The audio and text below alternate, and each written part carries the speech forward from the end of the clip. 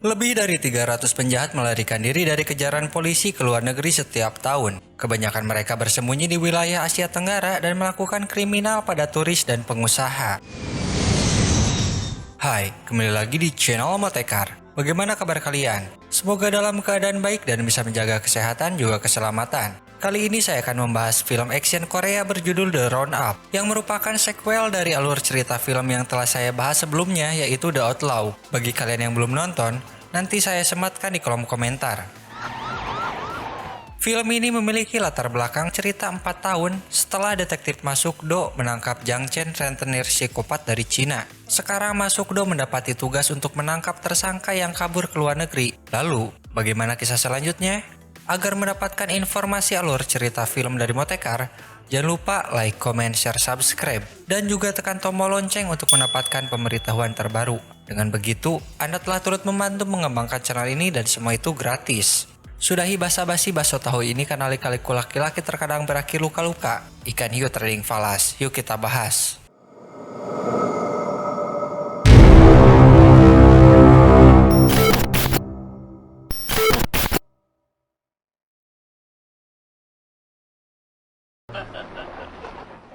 Berawal dari kisah dua pelaku pembunuh beruntun bernama Kang Hae Sang dan Du Ik, serta 3 buronan perampok Yo Jung Hoon, Lee Jong Du atau JD, dan Kim Ki Baek. Mereka ini merupakan warga Korea yang melarikan diri ke Vietnam dari kejaran polisi. Sekarang di sini mereka selalu menargetkan kejahatan pada turis asal Korea dengan memulai penipuan berkedok bisnis, lalu melakukan pemerasan, kemudian si korban juga dibunuh. Nasib malang dialami oleh Choi Yong-gi, si pebisnis muda yang merupakan anak dari Taipan pengusaha besar asal Korea bernama Choi Chun Baek. Ketika dia sedang melakukan negosiasi dengan para penjahat tersebut dan bukannya mendapatkan kelancaran, malah berujung malapetaka.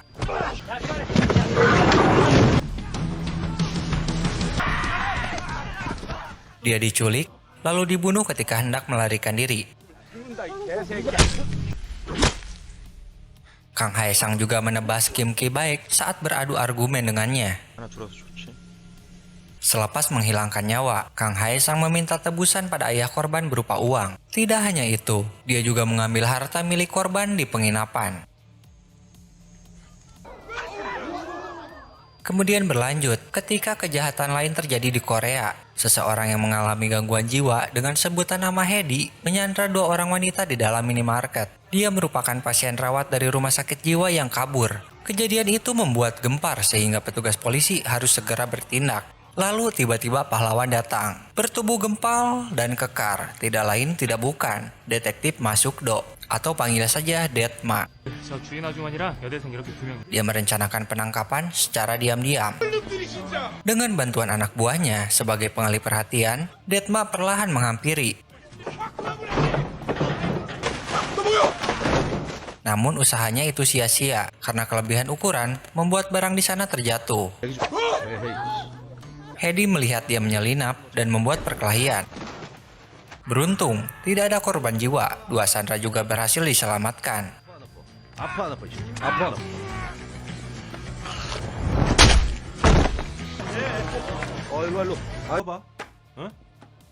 Tapi aksi dari Masuk-do ini memberi perhatian pada media massa yang membuat dia masuk koran dengan cuplikan penganiayaan oleh seorang polisi.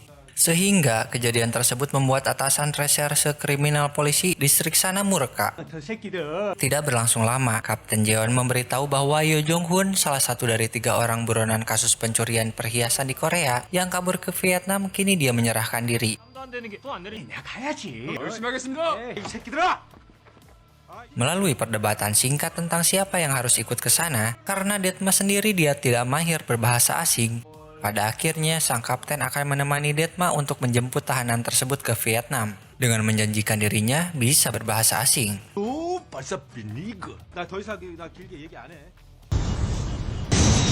Tapi sesampainya di sana, mereka berdua ditahan oleh petugas bandara Vietnam dan parahnya lagi si kapten malah menyalahkan Detma karena kurang dalam kemampuan bahasa.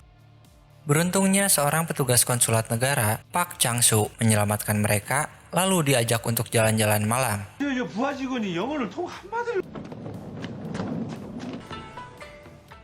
Saat mereka makan bersama, Detma mengamati preman asal Korea sedang melakukan transaksi ilegal. Mengetahui ada polisi, ketiga preman tersebut melarikan diri. Tanpa disadari, Gasolin juga ada di sana. Sebelumnya dia bekerja sebagai informan polisi saat penangkapan Jiang Chen dan sekarang dia bekerja sebagai sales karaoke. Kemudian mereka berbincang untuk nostalgia. Cerita berlanjut ketika Kapten Jeon dan Detma diajak ke kantor konsulat untuk melanjutkan membawa pergi Yo Jong Hun. Di tempat tersebut, Pak Chang Soo menjelaskan, lebih dari 30.000 turis Korea hilang. Pelaku kebanyakan menculik mereka dengan alasan keuangan. Dan dia juga mengatakan bahwa baru kali ini ada kasus tersangka menyerahkan diri. Mendengar perihal tersebut, Detma curiga tentang alasannya. Kemudian, Kapten Jeon dan Detma menginterogasi Yo Jong Hun. Karena alasan berbelit mengharuskan ruang kejujuran diadakan. Detma melakukan pemaksaan pada pelaku agar mengaku alasan yang sebenarnya itu bukan karena merasa bersalah.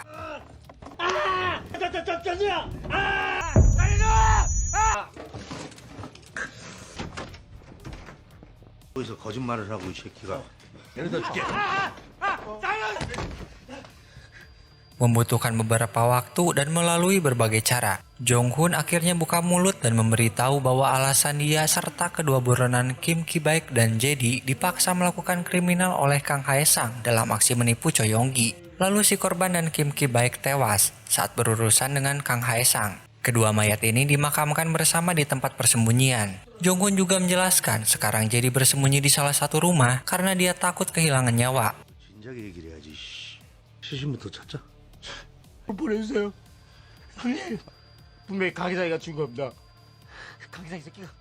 Setelah mendengar semua keterangan Jong Hun, meskipun Kapten Jeon dan Detma mendapat kecaman dari Pak Chang Soo karena mereka bukan asli negara Vietnam dan jika menangkap pelaku, mereka akan dideportasi. Keterbatasan ini bukan halangan untuk kedua polisi kriminal.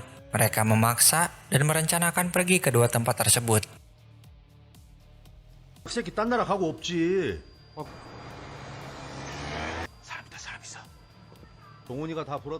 Di hari pertama kunjungan, mereka menemukan Jedi yang sudah tewas dibunuh.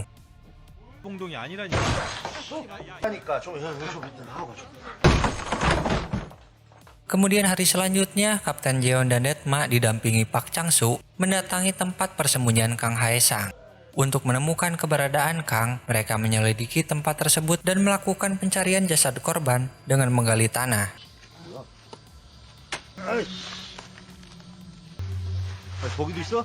Tindakan ini membuahkan hasil.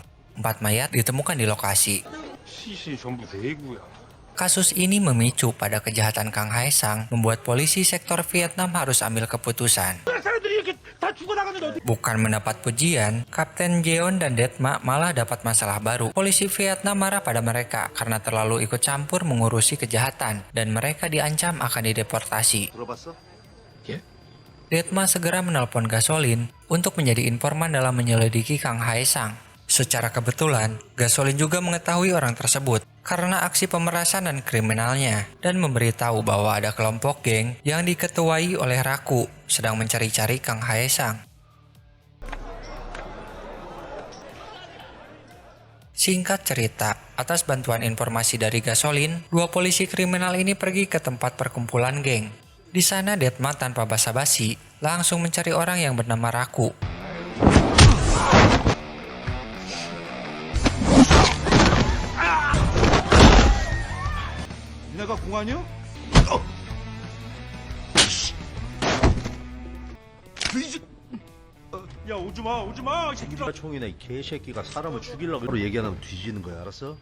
Sempat bertarung, tapi dengan kekuatan overpower, semua musuh bisa diatasi. Pada akhirnya, Raku mengaku bahwa dia mencari Kang Hae Sang karena ada yang membayar dirinya, yaitu tentara bayaran Korea. Dan anak buah Raku bernama Chiki telah mengarahkan mereka ke tempat persembunyian Kang Hae Sang.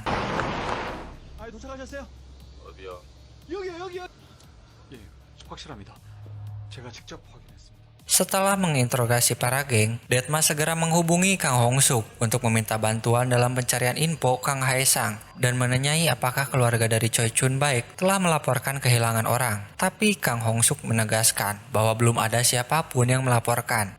Dari beberapa bukti dan mengaitkan setiap permasalahan, Detma yakin bahwa tentara bayaran Korea ini merupakan kumpulan orang yang dibayar oleh Choi dalam aksi balas dendam terhadap Kang Haesang karena sudah membunuh anaknya.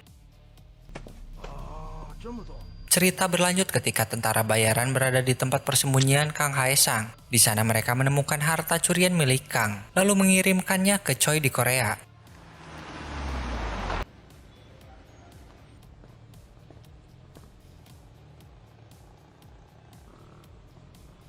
Tidak berlangsung lama, Kang dan Duik tiba di kediaman. Dia melihat tanda keberadaan orang lain. Dengan waspada, Kang masuk ke dalam rumah.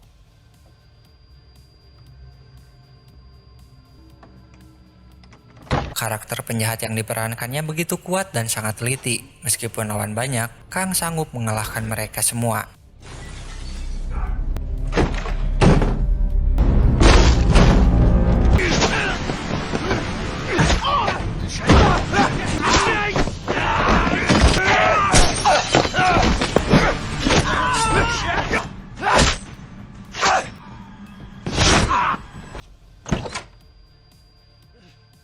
Sebelum menghabisi nyawa, salah satu tentara menyebutkan bahwa hartanya sudah dikirimkan kembali ke Korea. Mengetahui hal itu, Kang langsung menghubungi Choi dan mengancam akan datang menemui dirinya. 내 돈 왜 가져갔어? 아니면 내가 한국 갑니다. Kapten Jeon dan Detma berhasil menemukan tempat persembunyian Kang Haesang. Dia menyadari telah banyak korban berjatuhan dan melihat banyak bukti dari target yang diintai merupakan turis Korea. Kemudian saat menyelidiki tempat tersebut, Kapten Jeon ditikam parang. Ternyata di sana ada Kang Haesang yang belum sempat melarikan diri dan terjadilah baku hantam. 네가 강혜상이냐? 움직이지 마. 야.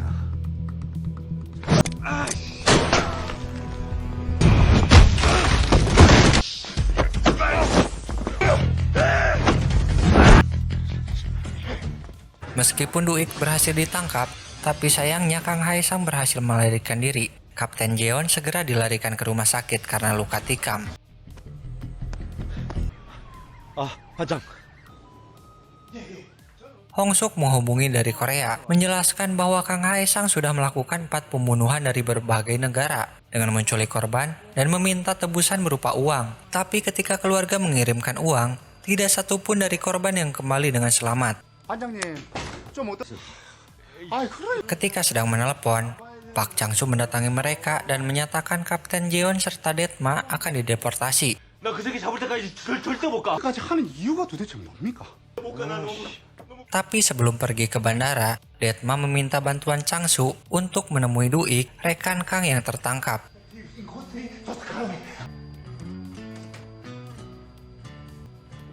야. 아이씨, 있으면 공안들한테 죽어. 혜성이 어디 있는지 얘기하면. Detma yang mengetahui Kang Haesang pergi ke Korea, meyakinkan Kapten Jeon untuk tidak bebal tinggal di Vietnam. 오케이, 렛츠고. 강혜상 한국 가서 최춘백 만나러. 아이 미친 새끼 웃고 자빠졌네 이거. 채로 덤비는데 나 아니었으면은 홍석이하고 막둥이네 지금. Setibanya di Korea, Detma melanjutkan aksi penyelidikan Kang Haesang yang kemungkinan besar melarikan diri ke Korea. Dan untuk memastikan keberadaannya, Detma pergi ke tempat rekan lama.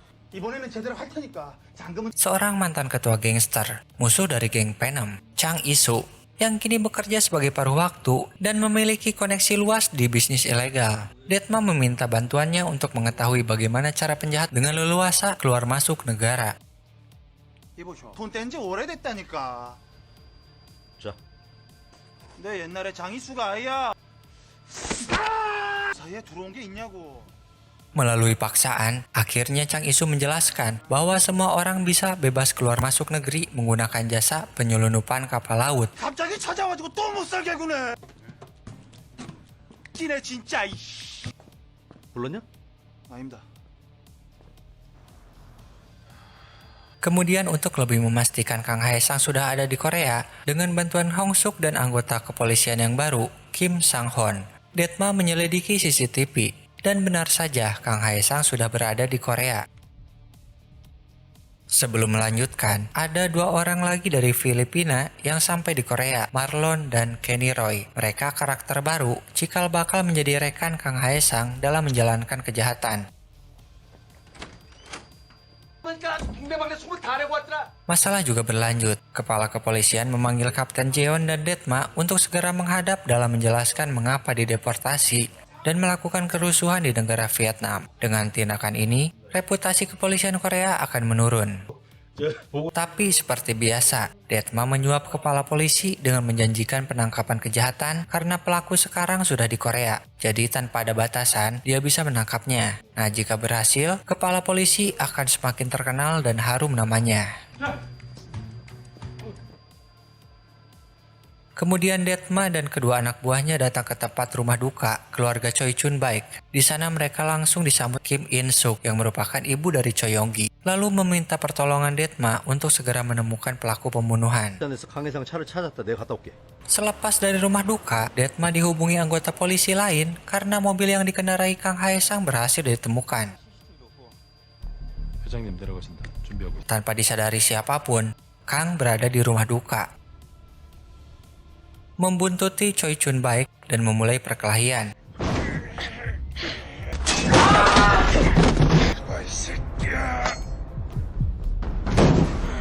내가 한국 온다고 했지. Para penjaga yang menunggu kedatangan Choi juga telah berhasil dilumpuhkan.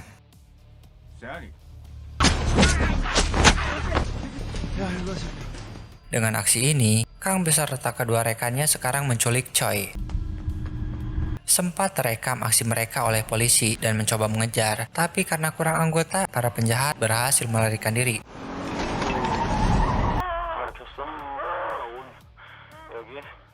Kemudian video penyanderaan Choi sudah diterima polisi. Pelaku juga meminta tebusan kurang lebih $2 juta. 받으세요. Karakter Kim In-suk ini cerdas. Ketika melakukan negosiasi dengan Kang Hae-sang, dia memberi skenario dan menyebutkan jika uang dikirim tetap saja suaminya akan mati. Daripada mengirimkan, mending membiarkan suaminya mati dan uang tersebut beserta harta Choi akan jatuh ke tangan Kim. 내가 200만 달러로 정확하게 맞춰줘. Tapi pada akhirnya, Kim akan siap mengirimkan uang tebusan itu esok hari. Mendengar pemerasan tersebut, petugas polisi langsung melakukan rencananya dalam menyelamatkan Choi dan penangkapan Kang Hae-sang. 좀 있으면 올 거야. 남자 얼굴 뭐야? 어떻게 생겼어? 내가 왜 전화를 Cerita berlanjut ketika Detma mendatangi kembali Chang Isu untuk meminta bantuannya. Kali ini dia mengharuskan menyamar sebagai seorang supir untuk menemani Kim In-suk dalam pembebasan suaminya. 진짜 족같네 진짜. 장이수 이제 출발한답니다. Penuh strategi dalam penangkapan Kang Hae-sang. Tiap regu polisi diberi tugas masing-masing, dan mereka pun berpencar. Ada yang mencari letak Choi Chun-baik di Sandra, ada yang menjaga Kim In-suk yang membawa uang, dan sisanya bersiaga untuk mengambil alih tugas ketika para penjahat ditemukan. Saat dalam perjalanan, tim pelindung Kim In-suk mendapati ada satu kendaraan yang mengikutinya, dan menemukan 2 orang saja sedangkan Kang Hae-sang tidak ada. Di tempat lain, Oh Dong-yun yang mencari persembunyian Kang Hae-sang dan menemukan mobil Choi, kemudian menyelidiki tempat tersebut. Di sebuah gedung, Dong-yun berhasil menyelamatkan Choi, meskipun sebelumnya dia sempat ditikam oleh Kang Hae-sang.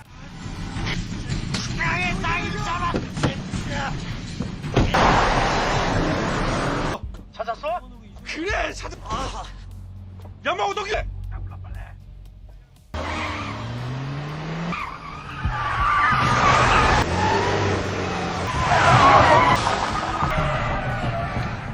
Di sisi lain, Kim yang membawa uang dalam koper dikejar oleh 2 penjahat, mencoba melarikan diri dengan masuk ke dalam tempat belanja. Tapi awalnya Chang Isu berpikir untuk menyelamatkan Kim dari kejaran penjahat. Saat dia membiarkan Kim pergi, Chang Isu malah membawa uang dalam koper dan meninggalkan tempat tersebut.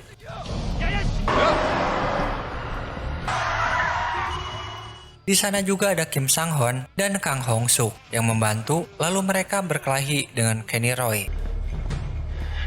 Sedangkan penjahat satunya lagi, Marlon mengejar Kim yang masuk ke mall. Aksi penjahat yang mengejar Kim ini begitu menegangkan. Sampai ketika sang pahlawan datang, Detma langsung menghalau Marlon dan memberi dia pelajaran hingga tak sadarkan diri.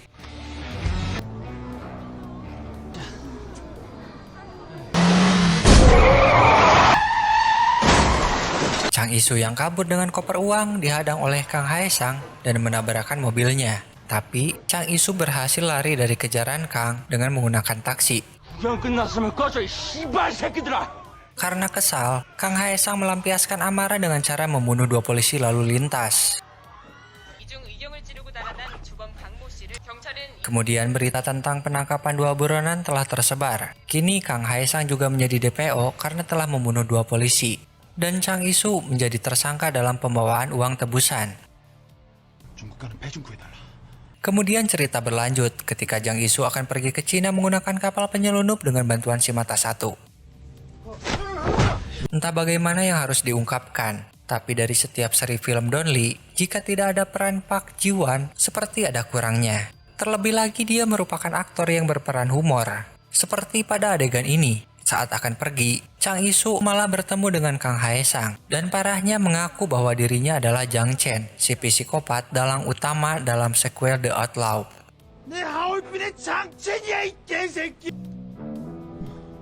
Tapi pada akhirnya nyali Jang Isu ciut dan membiarkan koper uang diambil oleh Kang Haesang.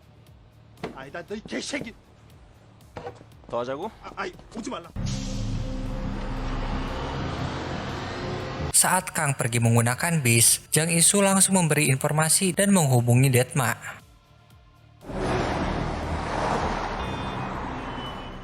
Di akhir kisah, atas bantuan dari Jang Isu, Detma berhasil bertemu dengan Kang Haesang. Kemudian perkelahian tak terhindarkan.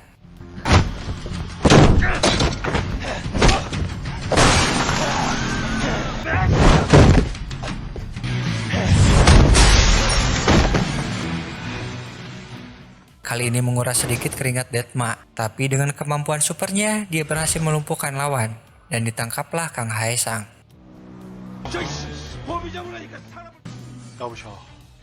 Setelah semua kasus selesai, alasan kenapa Jang Isu pergi ke pelabuhan adalah Detma yang membuat skenario ketika dia melarikan uang tebusan. Uang tersebut bisa dilacak karena nomor serinya. Jadi misalkan Jang Isu tetap bersikuku mencuri, dia akan ketahuan keberadaannya. Daripada menjadi buronan, lebih baik tetap berpihak pada pihak kepolisian.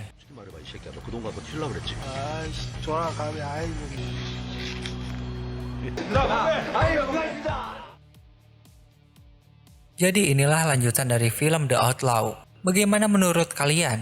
Menurut saya sendiri, film ini sangat menegangkan karena banyak aksi bacok-membacok, tapi selera humor dalam adegan juga tidak kalah menariknya. Secara keseluruhan, rekomendasi ditonton bersama keluarga. Oh ya, saya juga mendapatkan info penting bahwa di tahun ini, 2023, akan ada seri lanjutannya dengan judul The Round-Up No Way Out. Terima kasih sudah menonton sampai akhir. Jangan lupa like dan tinggalkan kritik serta saran pada kolom komentar. Bagi pengunjung baru, bila berkenan tekan tombol subscribe dan lonceng untuk mendapatkan info alur cerita selanjutnya.